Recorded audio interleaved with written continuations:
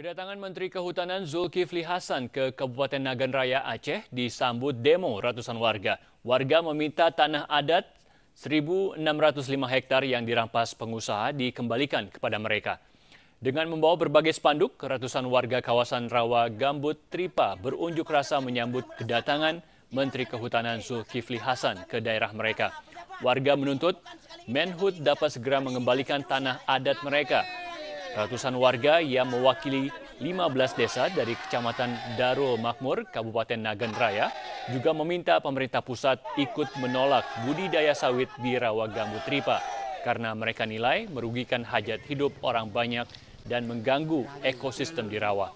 Menurut pengunjuk rasa, selama ini warga memanfaatkan Rawa Tripa sebagai mata pencarian bercocok tanam dan membudidaya ikan rawa. Warga juga menyesali aksi sweeping KTP oleh keamanan perusahaan selama ini. Padahal tempat berdirinya perusahaan adalah tanah adat desa mereka. Menhub Zulkifli Hasan mengatakan apa yang terjadi di kawasan Rawa Gambut Tripa bukan tanggung jawab Kementerian Kehutanan, namun tanggung jawab pemerintah daerah sepenuhnya.